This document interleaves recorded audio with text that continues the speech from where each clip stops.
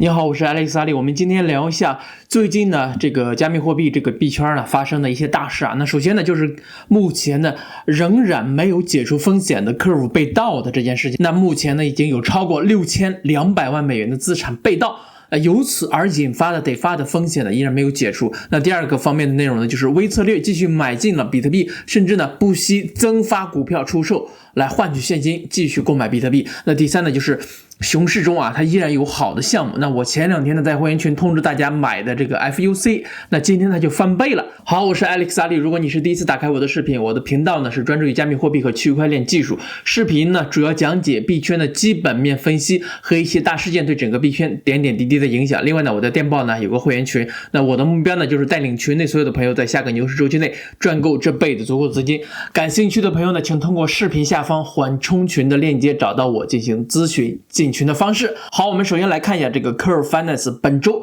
被黑客盗取6200万美元的这个事情啊。那这件事情讲起来的呢真的是五味杂陈。那听说过 Curve 的朋友都知道，这个平台呢是给大户准备的，那有一定的门槛。那大户呢在上面提供流动性啊，从而获取一定的收益。本次被盗呢是因为 Curve 它所使用的这个编程的语言啊叫 Viper， 它升级之后出现了错误，从而呢给黑客呢可乘之机。那根据 DeFi Llama 上面的数据呢 Curve 呢是当今这个加密货币市场上最大的去中心化交易所，也就是 DEX 之一。那锁定的总价值啊约为 16.7 亿美元。那在旧版本的 Viper 编译器合约编程语言中发现的错误，导致了少数的Curve流动性池使用的安全性的功能出现了故障。那根据推特上很多人的讨论呢，此次黑客攻击呢是有准备的，至少是瞄准了 Curve 几个月了。那原因呢就是 Curve 的创始人啊，他在几个月之前呢将价值 2.5 亿美元的 Curve 代币在其他的各个平台上进行质押。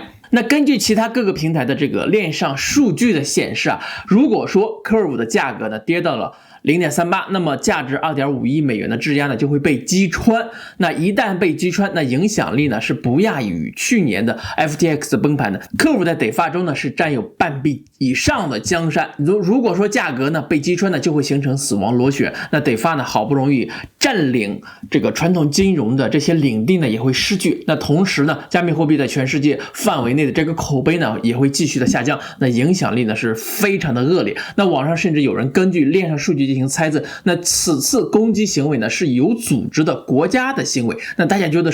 会是哪个国家呢？在这个世界上有哪个国家最憎恨这种加密货币呢？大家可以在评论区打出你的答案。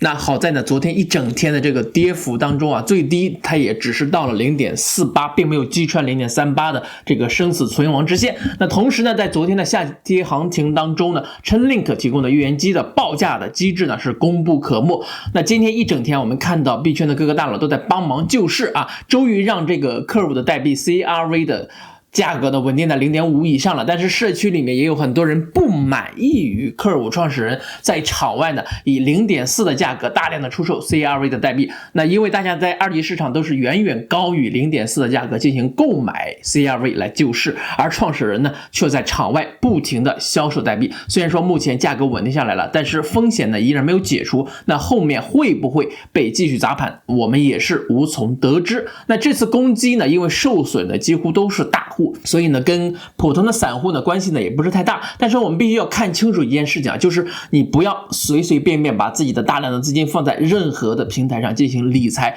那币圈目前的监管呢远远没有到位，你贪图的那一点的年化的利息呢，人家盯着的是你的本金。那这句话呢我是多次在视频里面跟大家提到啊，那只有守住本金，那才能在后面赚到大钱。那最简单的操作呢就是买入拿住啊，涨了之后再卖出。那中间的理财呢可以全部忽略。那这个圈子里面啊有人会潜伏研究很久，那也就是为了在最后的一击将你所有的本金洗劫一空啊，大家一定要小心这件事情啊。那另外呢最近也有很多土狗项目的跌幅呢达到了 90% 以上，大家多去了解一下啊，不要什么项目都去参与，毕竟在熊市里面好的项目的并不是很多，那骗子却遍地都是。那接着我们来看一下这个微策略继续买入比特币的事情啊。那8月2号啊 MicroStrategy MicroStrategy 创始人 Michael Saylor 在社交媒体上面发文表示，那 MicroStrategy 于7月份期间再度以约1440万美元购买了467枚的比特币。根据微策略的财报的显示第二季度增持了12333枚的比特币。那截至2023年7月31号，微策略以约45.3亿美元的价格购买了152800枚的比特币，平均的价格呢是每一枚的比特币是29672美元。另外呢，这个根据微策略向美国证监会 SEC 提供的文件显示呢，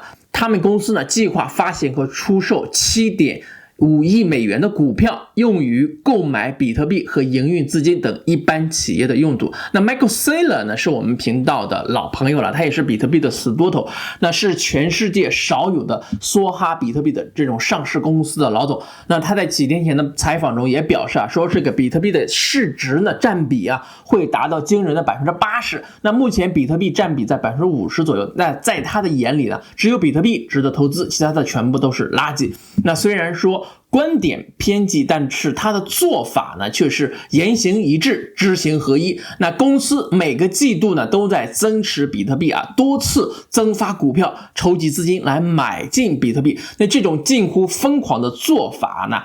唯一的目的呢就是要等待比特币涨到100万美元的那一天，然后呢笑着数钱。但是呢这哥们儿呢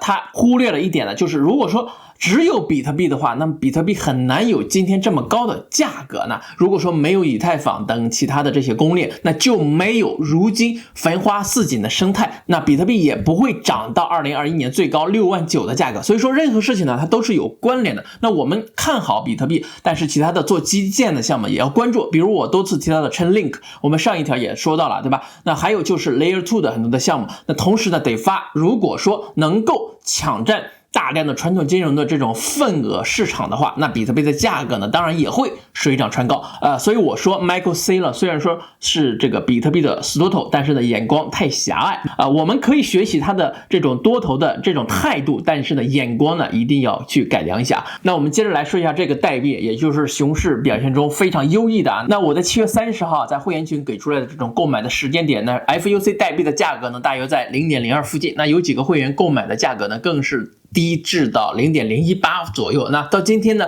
最高 0.038， 足足是翻了1倍。那这个代币呢也是我之前多次介绍的游戏Syndia 的游戏代币，是太空公会出的。那目前的游戏的这个进展的非常好，所以说代币价格也跟着上涨。那前段时间呢 FUC 最高涨到了 0.3， 后来回调下来，那我经过长时间的观察和研究呢，发现 0.02应该是一个铁底，所以说我才会在会员群推荐给大家进行购买。那我说这些呢也是为了让大家不要拘泥于自己看到听到的一些事情那眼光呢要放开，耳朵呢也要放开，那总会是有好的项目的。那最近我在会员群那不只是推荐了这个 FUC 代币那也推荐了 WorldCoin 世界币Matic 马蹄链但是呢唯独是这一个 FUC 呢这2天就翻倍这一个项目那后面怎么样呢？我会继续跟会员群进行分享。那如果说你对会员群感兴趣的话请私聊我加会员群，那我会持续不断在会员群跟大家分享好的项目，让大家在后面的日子里都能发财。